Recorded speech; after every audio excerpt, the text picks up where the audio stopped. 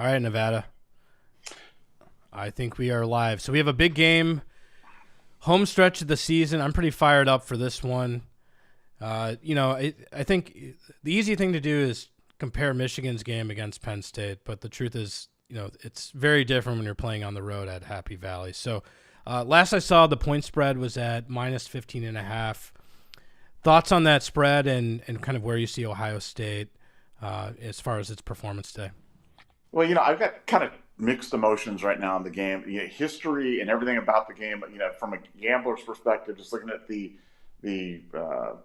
recent track of these games up in Happy Valley, it's screaming that it's going to be a closer game than people think. They always play us tough. They have played us tough. Now, typically those games have been at night. This game's a day game, so it'll be a little bit different, but it's still going to be loud. If you look at our offensive line, as good as it's been. Our interior guys have had a little trouble with communication sometimes, especially in pass protection. And I think it's going to be a very difficult environment for us. I think it's going to be unlike anything we've seen for some of these guys. It's not like Michigan State. This is going to be a tough place to play. Now, on the counterbalance of that, I know that this is kind of a statement game for Ryan Day. This game's personal for Ryan Day for a lot of reasons. Yeah, he's heard the criticisms about Ohio State not having played anybody. Last week they won 54-10, but they had lots to yell about all week in practice. So, it's not like they're coming into this game, unprepared or unfocused or without an axe to grind. So, I've kind of got two betting things kind of going on either side on this. And so, my bold prediction was 31-21. Ohio State wins. And I hope I'm wrong. I hope it's 62-0 and it's over by halftime and it's all laughable. But I can't get over the fact that Franklin's been able to get worse teams than this up to play against Ohio State, and some pretty good Ohio State teams have struggled up there. So I'm going to stick with my 31-21 and hope that everybody's laughing at me at the end for my lack of total belief that we blow these guys out. Because the only team that I dislike Michigan more than anybody. But second is Penn State for me. It's not Notre Dame. It's not. I don't even care I'm the that same. Notre Dame. But yeah, Penn State I just cannot stand. And Franklin, I can't stand everything about Franklin. So I would love nothing more than to hammer him, even without Jackson Smith-Njigba, who we talked about earlier in the week, was unlikely to play despite the proclamations coming out of the program. It seemed like that situation was a little bit more nuanced than was getting out. We had shared that with our Buckeye Scoop members about some of the things. Again, we don't like to get into the injury stuff too much, but this was more kind of a general availability, weird situation where you had a guy come back twice, get hurt both times. And that's another situation I've kind of gone back and forth on. Initially, I was a little bit more critical of the OSU medical staff for bringing him back twice and getting him hurt both times. But it's hard. You got a kid like Jackson who really wants to play, and he's pushing to get out there on the field. And with these soft tissue injuries, it's hard sometimes to get a real exact diagnosis. That's why Jackson went down to see Dr. Andrews this week in Florida, and apparently the news out of that was generally positive, even though he won't play this week. So I'm optimistic we'll see him on the field in the future. But for today, he's just going to be at home cheering and hopefully cheering with the rest of us and hopefully cheering a big Buckeye victory. Yeah, I have to say I kind of agree with your prediction. So I'll be a little bit more bullish. I'll say 31-17. I will say that a lot of the insight and discussion around JSN you found on Buckeye Scoop earlier this week, it seemed to me that Ryan Day was sort of circumventing the issue, saying that he was on a pitch count. I mean, we all saw him run off the field. There's clearly an issue there. So I'm personally fine with him taking some time off. I think it's important he gets healthy for these final few games. But, I feel like as the week progressed, I've become a little more worried with this game because it always is Penn State's sort of Super Bowl playing Ohio State. And I know it's not a night game whiteout, but they're going to bring it today. And as part of that, there was some interesting discussion around the crowd noise. And, Penn State has a reputation of pumping in some noise and some volume through their speakers, which actually isn't from the crowd. It's white noise. What are your thoughts on that? Do you think that's fair? And if it is fair, should Ohio State maybe be kicking up the notch a little bit to level the playing field compared to some the other Big Ten stadiums and what they're doing to create a competitive advantage? Well, Penn State's kind of alone. They're kind of an outlier in terms of doing this. Like it's been one of those open secrets in college football because when you go if you go to different places like I have, and I won't say I've been everywhere, but I've been to a lot of stadiums, and it's hard to reconcile them generating that much noise in an open air stadium, and it just seems you almost feel it in your chest, and it kind of builds. And the only explanations I've heard from people that have been there, that from myself who's been there, from other people that have experienced it multiple times, I've only experienced it once, is that they have to be bringing in something, something artificial. And would Ohio State ever do something like that? No, but it's Penn State. I mean, a lot of weird things go up. And Happy Valley is kind of a weird place. It's very isolated. They've always kind of seen themselves in kind of a different kind of light as a result of that. And as a result, I think something like this institutionalized.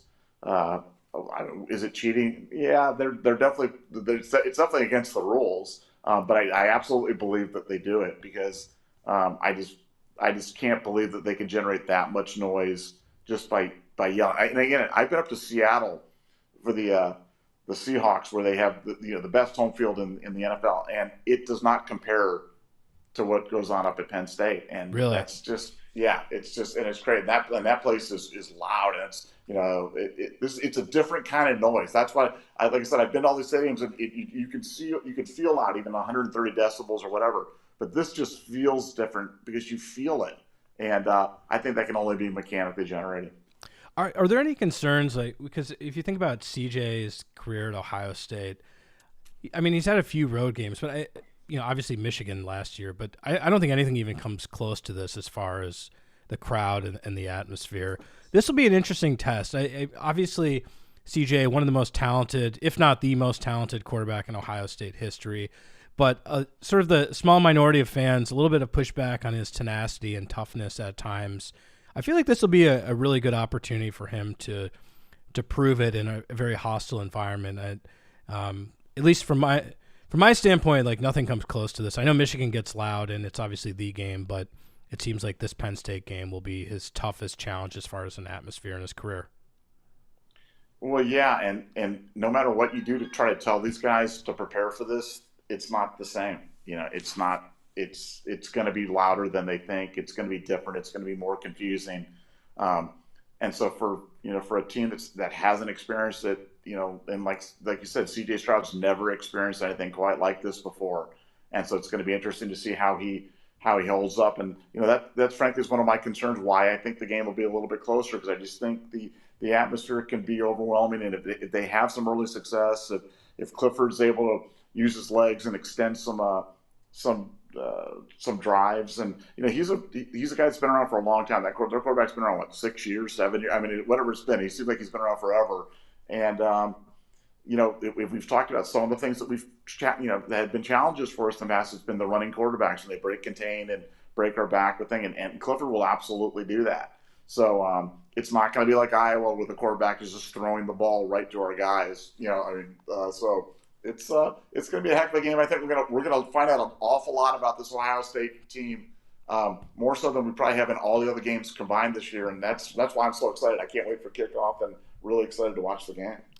Yeah, we're getting close to kickoff. Also on the availability report, obviously we talked about JSN, but Cameron Brown out again, and probably an under the radar player that's at long snapper Bradley Robinson. Ryan Day has said he expects Mason Arnold to fill in. Let's hope that's one we don't notice today, but I think that a seventh year college student, Bradley Robinson, missing this game.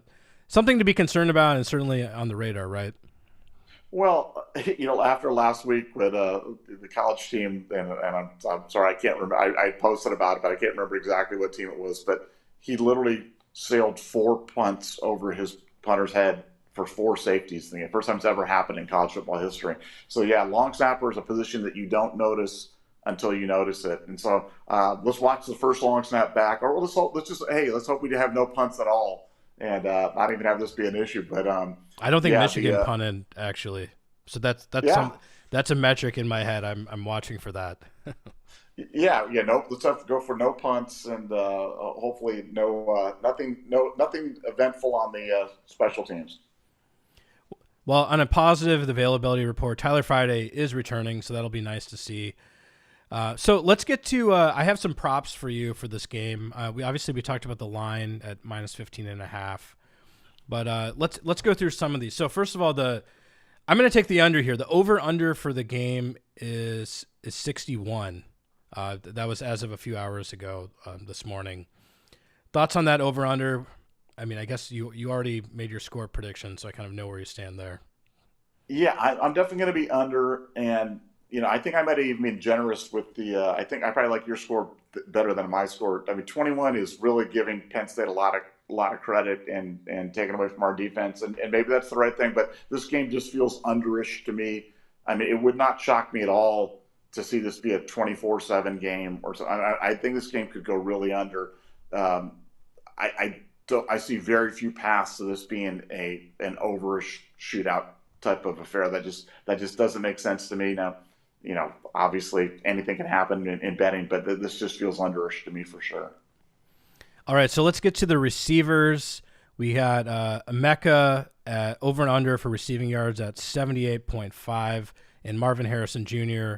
at 87.5. So they're predicting a little bit higher for Marvin Harrison Jr., but both kind of around that 80 mark. Who do you envision having a big game in the Ohio State receiving core? Well, I think I would go with Emeka over, and I'd go with Marvin under. I think Marvin's going to see a lot Joey of Porter Jr. Joey Yeah. Porter Jr. And some people don't think much of Joey. Some people that I have a lot of respect for don't think much of Joey.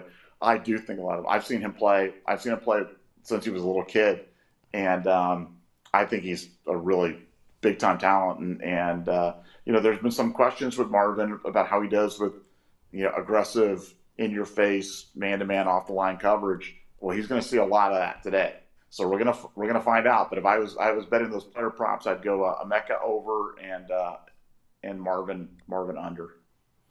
It does seem like this could be a game also for Julian Fleming to break loose a little bit, right? So he's probably going to have that number 3 corner on him, had that big touchdown in the last game. It seems like he's turning the corner. I'm pretty excited for him. I wouldn't be surprised. Maybe he's kind of like a touchdown machine. So I'm predicting you're going to see him reel in a touchdown today. Well, yeah, I don't disagree with that, but I think the hidden guy is Cade Stover. I think Cade Stover is going to feast. I think they're going to feed him early and often, and I think he's. I'm not saying he's been the forgotten man the last couple weeks, but the first 3 weeks they were absolutely featuring him and throwing him virtually every play. It seemed like. I think you're going to see a return to that today. I think Cade's going to have a big game for Ohio State. And if there's a player prop on his receiving yards or something, I know there's a player prop on him to score the first touchdown at 19-1. I think that's an interesting one to jump on as well. Yeah, I think it was Bill Green jumped on that one, I believe. And Bill's been Bill's the master of these obscure props. So yeah, I'm absolutely tailing him on that one. Yeah, it makes sense. I mean, with JSN out, not a lot of depth, and I think Jaden Ballard's a little banged up too. Not a lot of depth in the receiving core, so might see a little more like 12 personnel, see some tight ends. It'd be great to see what Cade does in this game. He seems like a guy who's like built for this kind of environment too. So I'm excited to see what Cade does. So it's going to be interesting. I think this game is going to be a little bit more of a chess match. Penn State. They started the year and they had a really strong run defense, and that seems to have gone awry. Obviously, Michigan ran all over them. Do you think this is a game that Ryan Day is going to commit to the run, or is it possible that he's going to kind of go back to dabbling with the run, but ultimately like focusing on trying to get the throwing game going and CJ really moving the chains? Yeah, well, it's a game that's going to stream for the run, but the form. I mean, Iowa, even though they gave up 54, it's so funny we talk about Iowa having cracked the code or whatever. Even though they gave up 54 points. I mean, I think what Penn State's going to do is they're going to sell out to stop the run like Iowa did. We broke it down a number of times. through the week where I was sending 7, 8, 9 guys to stop the run and play press man on the outside. And so it's one of those situations where Ryan's got to run opportunistically. Michigan ran all over these guys, and I think our offensive line's every bit as good, if not better, than Michigan's, and our running backs are way better than Michigan. So I think this is a game that's going to call for running, but not running into mass fronts. If you see them coming in there and bringing that overhang guy in, you sneaking up that safety, playing that zero coverage, then you got to pass and you got to punish them for doing it. And I think Ryan Day did not have a great day last week play calling. I think he'd probably be the first one to admit that. But he's a master play caller, and there's nobody I'd rather have calling the offense for Ohio State than Ryan Day. He's going to get a chance to do it today, and I hope he does it and does it well. Yeah. So with speaking of the running game, so Penn State against Michigan, they held them in check. And then they would pop these big runs. This seems like a game potentially tailor-made for Trevion Henderson. His over-under is at 84.5 yards. That's one I think I'm going to take the over. This seems like a game he's going to pop a big one and bill for him. Yeah, I think Trevion could. This could be a big one. I think he could go for 150, 200. I think he could have a monster game because especially when they run those types of zero coverage run blitzes. It's like, if he breaks through the initial line, he is gone, and nobody on Penn State's going to catch him. So, I like that prop a lot, and I think that he could have a big game. And he's had kind of an up and down year this year, and I'm a huge Trey fan. There's no bigger fan of Trey than I am, but he's had kind of up and down year. This is a chance for him to kind of right the ship and do some things, and I think he will. I think he's going to have a big game. Absolutely. And yeah, it was funny just hearing Joel Klatt talk about cracking the code versus Ohio State. And obviously he talked about last year, Michigan and the Oregon game.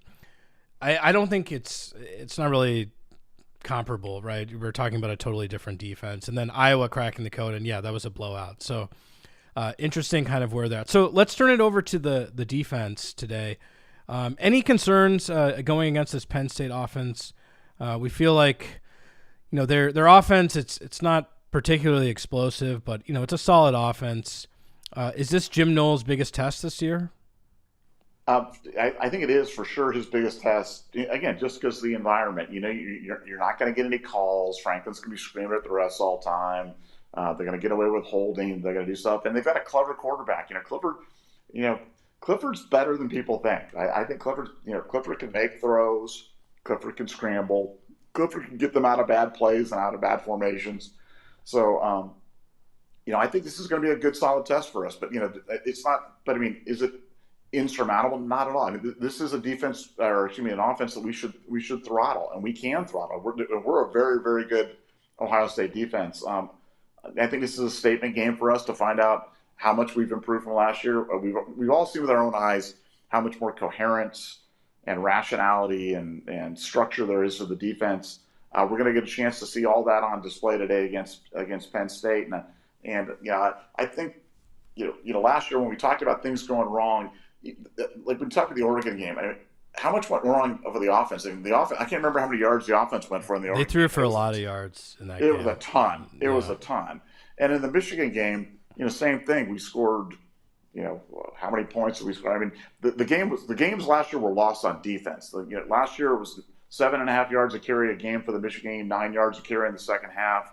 Against the Oregon game, they kept running the same play and we couldn't stop it. So, I think defensively we're just so much better and so much better off. But we're going to get a chance to show that off today against Clifford. I think if they can stop the quarterback run and stop him from scrambling, especially on second and third down, that I think Ohio State should be in control and hopefully have a much easier game than I've been anticipating. Yeah, I think probably Toledo's quarterback was an even bigger test. So Clifford in his 25th year at Penn State should be a little bit of a challenge when he gets out and running, but a good, really good prep for Michigan and McCarthy, who's pretty mobile as well.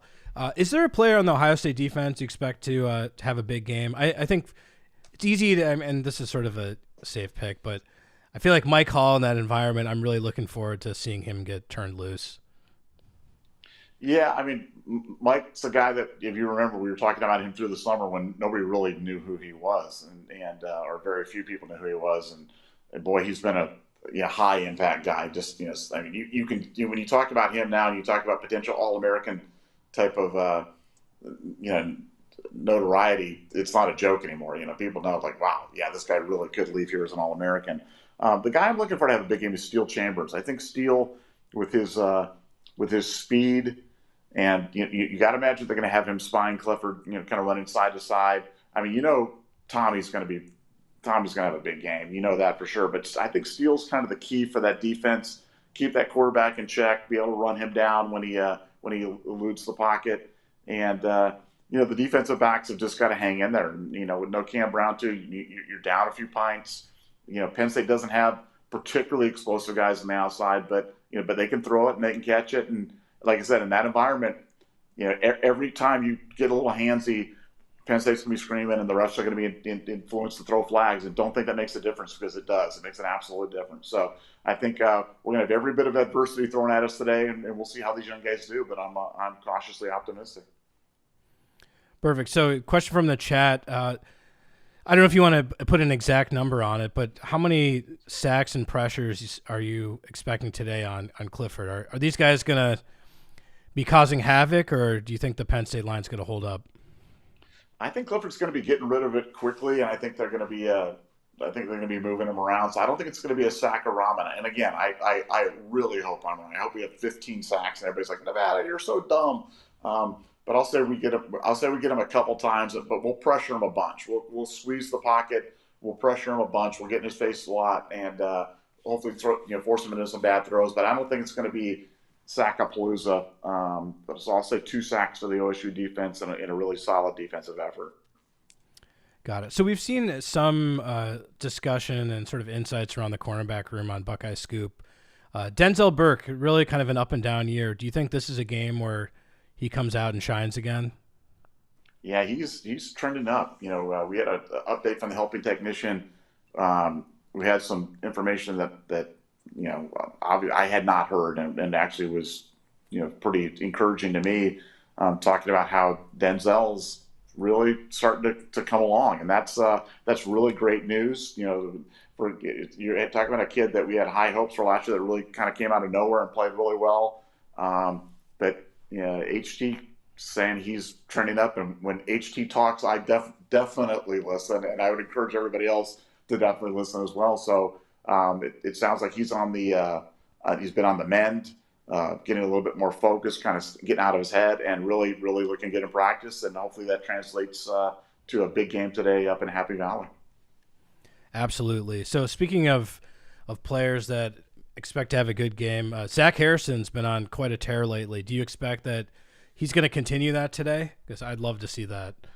Yeah, I do. I think Zach's, sometimes we talk about when the light goes on for guys, and we've always used that expression, and I think the light's gone on for Zach. I think he's finally figured out the tempo, figured out the style, figured out the bend that he needs to play with to really make an impact at the college level. And we've been waiting for it because he's got every measurable that you'd want. I mean, when you see this kid in the 10-yard dash and the shuttle and the cone drill, I mean, you look at him and you go, how's this guy not a first-round pick in the NFL draft?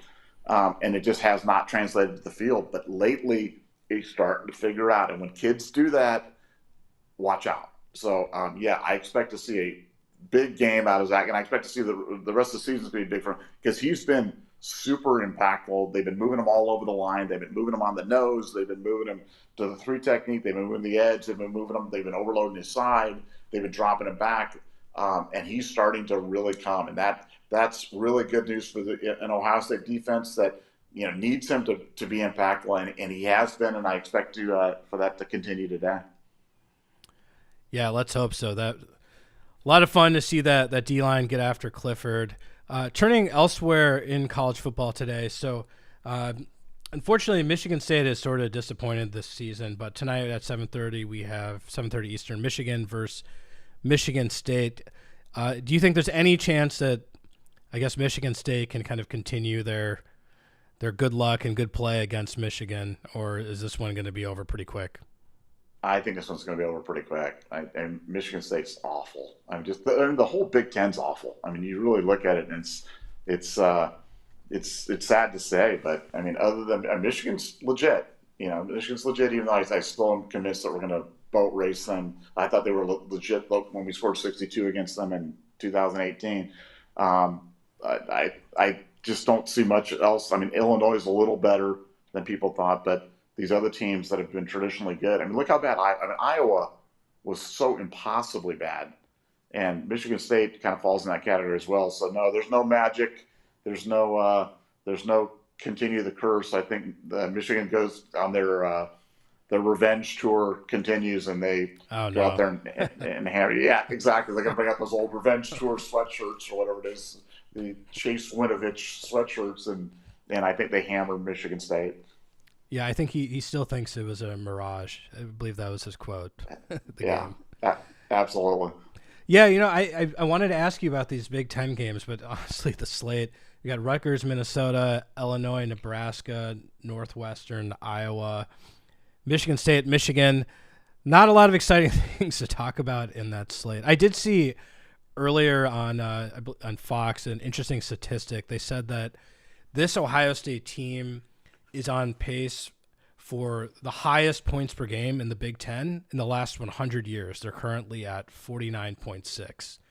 I think the second place team is only a few decimal points away. So, I don't know if we're going to be able to maintain that, but I guess kind of looking at the last 5 or 6 years since Ryan Day has gotten involved in the program, the offense has gone to a new level. But at this point, do you view this as the best Ohio State offense, let's say, in the college football playoff era?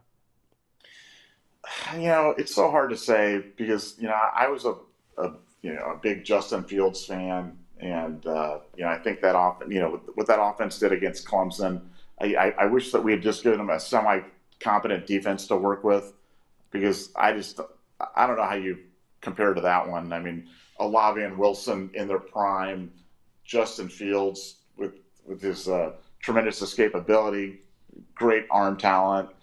Yeah, so I think it's tough, but at the end of the day, I've always said your numbers, you are what your numbers say you are. So let's see if they continue it on. Let's hopefully we lay 50 on Penn State today and keep the streak going. Yeah, I think that's a good point. And now that we're seeing Olave and Wilson in the NFL, I mean, those guys are elite NFL wide receivers. They have been since day one. Pretty amazing the talent they had. And, I'm kind of thinking about Olave. I feel like we're hitting a lot of these like 20-yard plays. Marvin Harrison Jr. is making some incredible catches. Stroud's like fitting the ball in there on some tough plays. But it doesn't seem like we have – I guess you had Julian Fleming last week, had the big touchdown. But I don't know if we have like that Olave threat, and we probably underestimated how truly incredible he was as a deep threat. Do you see someone in the receiving group that could potentially step up as like a deep play threat today? Like you said, the guy you'd be looking for maybe to get some help on that to come out of nowhere, kind of like Olave did his freshman year, would be like a Jaden Ballard. But, it's like you're not, everybody's not healthy. So you've got really limited options.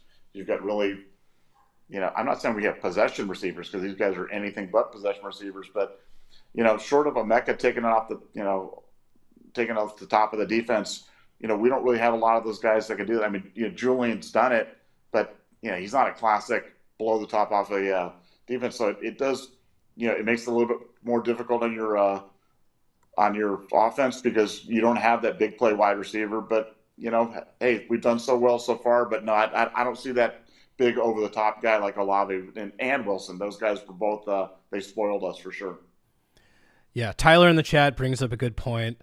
It's hard to consider this the best offense if CJ refuses to run. So I know, we keep bringing this up every week. We can't help ourselves. But is this the week that CJ maybe pulls the ball and grabs some yards there, or is it going to be more of the same? I'm going to keep predicting that it is the week because eventually I'll be right. So yeah, I know he gets coached about this. I know that they do a lot with that. What I would say is I think this could be the week that we see tempo. I think tempo is a great equalizer in terms of crowd noise, rhythm.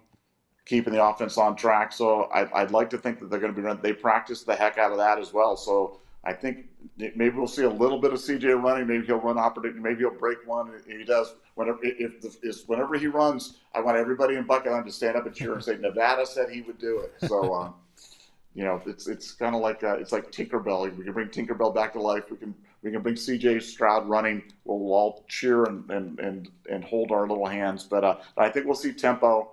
And I think Ohio State's going to try to play a little bit faster this week and do that as a way to kind of equate, some of the try to take some of the exoticness out of the Penn State defense and try to calm the crowd noise down. So I think today's going to be a great test. I have not been so excited for the games all this year. It's been kind of like, okay, today I'm genuinely geeked, so I can't wait.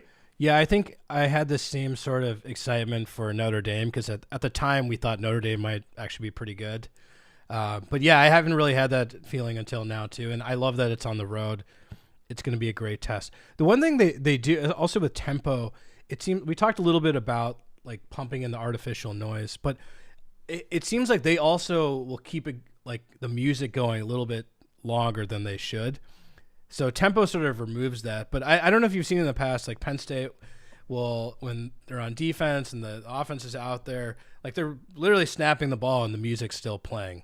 So I don't know if they've ever been flagged for that. It does seem like something unique to Penn State and Happy Valley.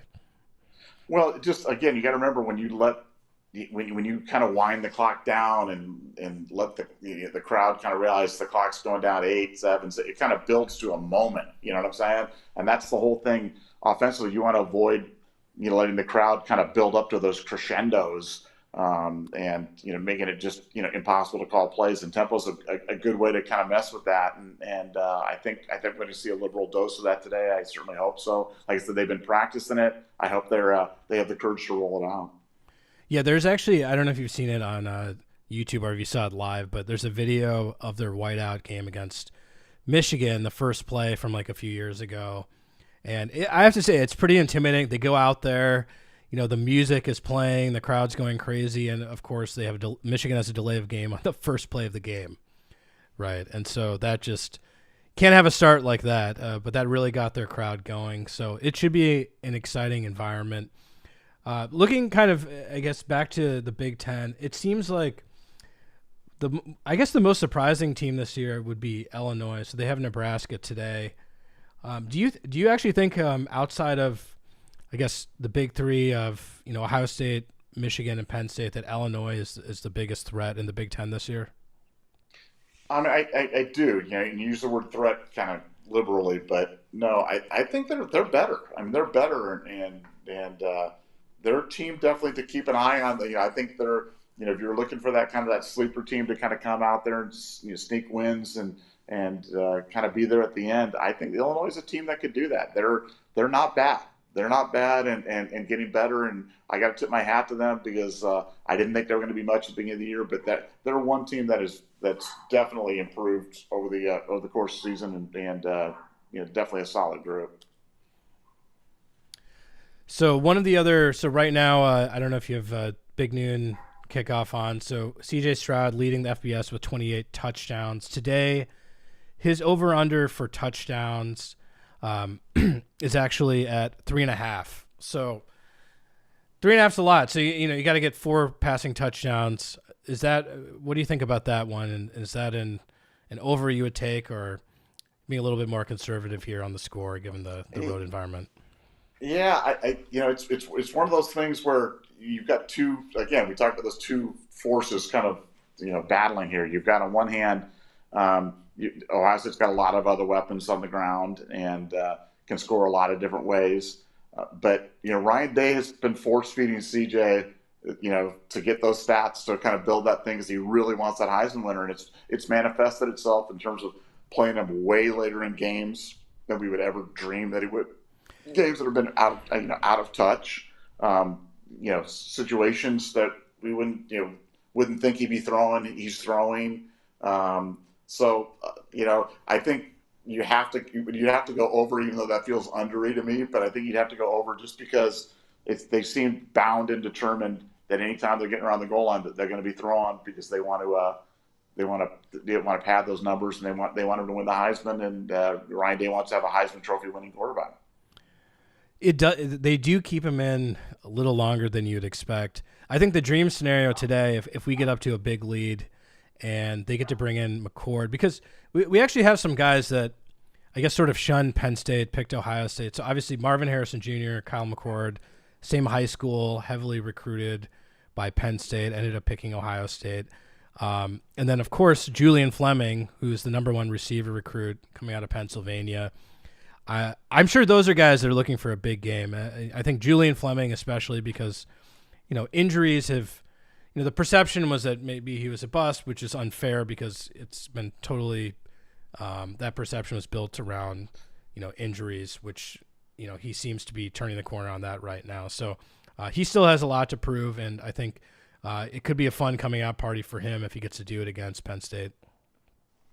Yeah, for sure. He's going to be super motivated to do so. And, with McCord, you'd like to think he'd be able to get in there and do some things. But again, the way that these seasons been running with Ryan and with Ohio State, you have a feeling CJ's going to be in there to the bitter end, throwing to the bitter end and trying to make the numbers as big as possible.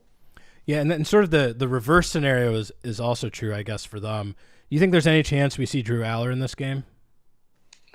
A chance, sure, but like you said, Clifford's a wily 25-year veteran of college football, and so I don't think we'll see him any time when it matters. Maybe taking a knee at the end if Ohio State's so far ahead and they just want to stop the bleeding. But no, I don't think we'll see him.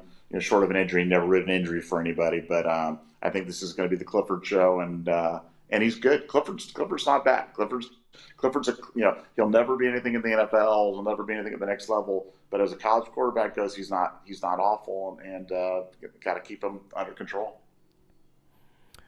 Sounds good. So kind of going back to receivers, when we first started, we talked a little bit about JSN, and there were insights and some discussion earlier in the week on Buckeye Scoop that he was probably not going to be playing. I've seen some sort of divergent opinions on him coming back at all this year. I know, again, you kind of have a policy of not diving into injuries and respecting the privacy there, but do you think we're going to see him play again this year? I mean, this is not a Nick Bosa situation, is it? I think we'll see him this year. I think he plays. I think we'll see him. I don't know when that will be, but I actually think it'll probably be sooner than people think. But I do think we see him this year, and I don't think this is a Bosa situation. Got it. And then how about we have a question in the chat. How about the running back room with Mayan and Trey? Are they both healthy and good to go? It seemed like Trey had a little bit of a extra boost in his step recently, and that'd be good to see if he can get through a whole game and a physical game without sort of limping to the sideline, which honestly it seems like happens quite a bit with him. So I'm hoping those guys are ready to roll in physical game, and they pop some big ones today. Yeah, like I said, Trey's just Trey's got to toughen up. He's starting. People are starting to notice, and when I talk about people, I'm talking about people like NFL people are talking about, hey, wow, this guy comes out of the game a lot. And as a running back, that's already running back's a hard position. You think about the running back position, you're getting hit every single play, and every single play is ending up on the ground, which is hard with multiple people piling on top of you. I don't know how anybody plays it and doesn't get injured all the time. Yeah, it's incredible. It's incredible. But it's the nature of the position, and that's what comes with it.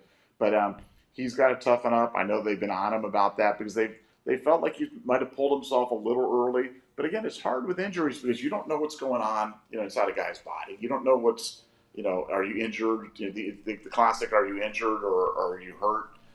They feel like he's been hurt a little bit, but maybe not injured. And, I think they're trying to, kind of get a handle on that and try to figure out what they can do to kind of keep him in the games a little bit longer and maybe, not have him come out so much and really be able to make an impact. Well, he certainly has a good example next to him, Mayan Williams. I mean, he's just trucking guys. That guy is tough. So, anyways, we are about 15 minutes away from kickoff. We are probably going to be doing a post-game show as well, so I'd encourage you guys to join. See, Urban Meyer's got his sunglasses on. We're ready to go. And that's all I got for now, Nevada. I don't know if there's anything else you wanted to touch on, but we'll continue to do these live pregame shows. Please submit your questions. We'll incorporate it into the conversation. But really excited. This is going to be a great game. And, go Bucks. And hope everyone stays injury-free. But I think that's all we got for today. And we'll let you guys turn it over to the kickoff. Sounds good. Appreciate it. And I'd encourage everybody to try to join maybe the watch party if Kirk's going to have one. He may be doing a simulcast watch party during the game. So lots of Buckeye Scoop coverage all day, pregame, during the game, and after the game. All right. Thanks a lot, everyone. Go Bucks.